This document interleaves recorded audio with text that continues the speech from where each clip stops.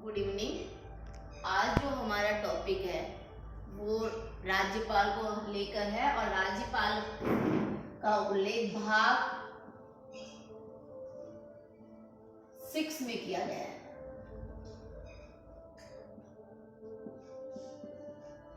भाग 6 और आर्टिकल 152 से 162 तक ये आपको छोटी सी ट्रिक्स है, क्योंकि भाग 6 में राज्यपाल है और भाग 5 में हम राष्ट्रपति को पढ़ेंगे। अब ये जो राज्यपाल है जिनका उल्लेख 152 से 162 तक उल्लेख किया गया है और बहुत ही आपको एक ट्रिक्स के माध्यम से बताने जा रही हूँ। आर्टिकल 152 152 में राज्य को परिभाषित किया गया है, जो भाग 3 में उसका उल्लेख है, यानी राज्यपाल के बारे में। और अनुच्छेद 153 प्रत्येक राज्य में एक राज्यपाल होगा। प्रत्येक राज्य में एक राज्यपाल होगा, एक राज्यपाल होगा। ये अनुच्छेद 153 153 में उल्लेख किया गया है। अनुच्छेद 154 अनुच्छेद 154 में कार्यपालिका, राज्य की जो कार्यपालिका शक्ति है वो राज्यपाल में निहित होगी। राज्य की कार्यपालिका शक्ति, अब राज्य में कार्यपालिका शक्ति यानी विधानमंडल कार्यपालिका शक्ति मतलब विधानमंडल, जो कार्यपालिका शक्ति किसमें निहित होगी? राज्यपाल में निहित होगी। राज्यपाल में निहित होगी।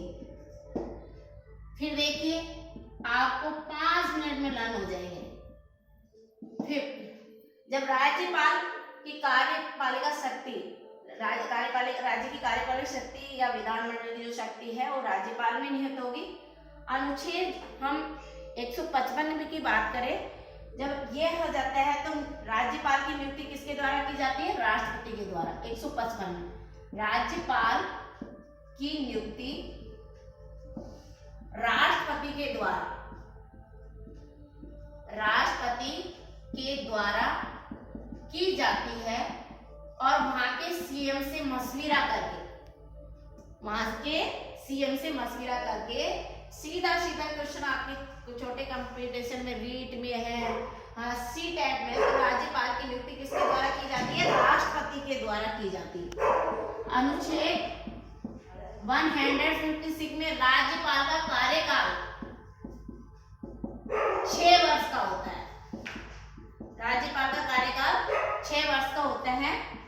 आर्टिकल 157, देखो यहां से ये जो लास्ट वाली लाइन है ना, तो आप इस तरह से लर्न कर सकते हो। 7 राज्यपाल 7 यानी राज्यपाल बनने के लिए योग्यताएं, राज्यपाल के लिए क्या क्या योग्यताएं होनी चाहिए, अर्हताएं होनी चाहिए। पॉलिटिकल साइंस में अर्हता यूज वर्ड करते हैं कि वह भारत का नागरिक हो, उसकी एज 35 वर्ष हो और वो राज्य विधानमंडल की का या कोई लाभकारी पद का सदस्य नहीं रहा हो। तो ये 157 में उल्लेख किया गया है। अनुच्छेद 158, अब 8 से हम ये बात रख सकते हैं कि जो राज्यपाल है उनके लिए क्या क्या शर्तें होनी चाहिए। शर्तें, राज्यपाल बनने के लिए क्या क्या शर्तें होनी चाहिए?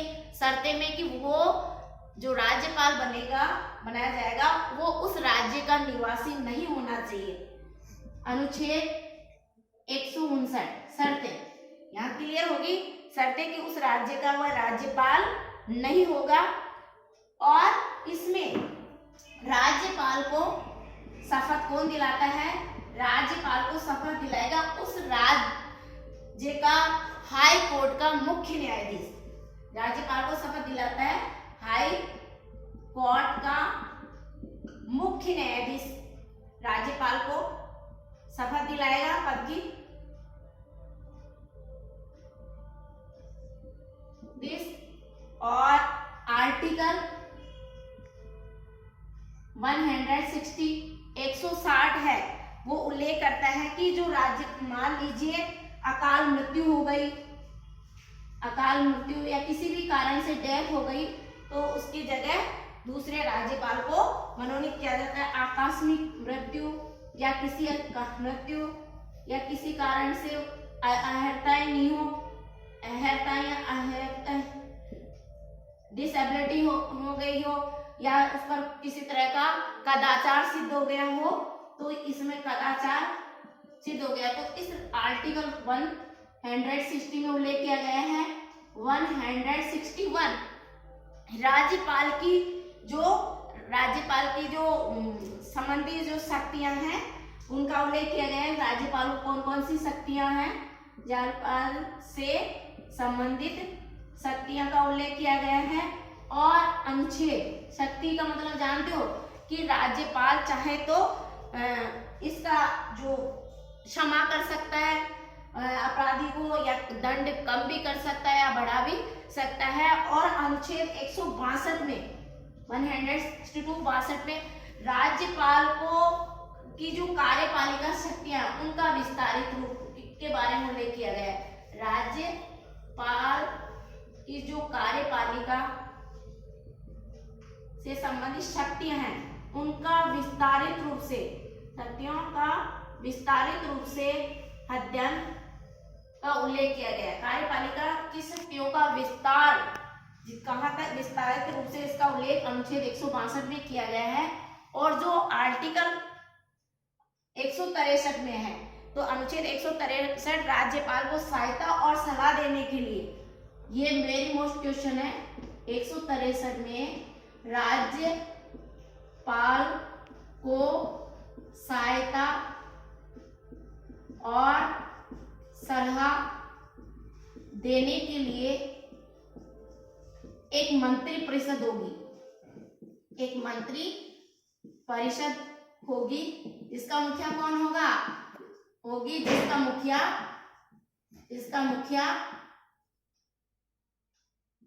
मुखिया मुख्यमंत्री होगा। क्यों होगा? क्योंकि जो हमारे विधानमंडल है उसमें बहुमत दल का नेता, राज्य की बात करें, राज्य के विधानमंडल का बहुमत दल का नेता मुख्यमंत्री होता है, और केंद्र सरकार में लोकसभा में जो बहुमत दल का नेता होता है वो प्रधानमंत्री होता है। तो ये जो हमने 152 से लेकर 163 तक आर्टिकल पढ़े हैं, तो आप इनको एक समरी टाइप में आप लर्न कर सकते हैं। Thank you so much.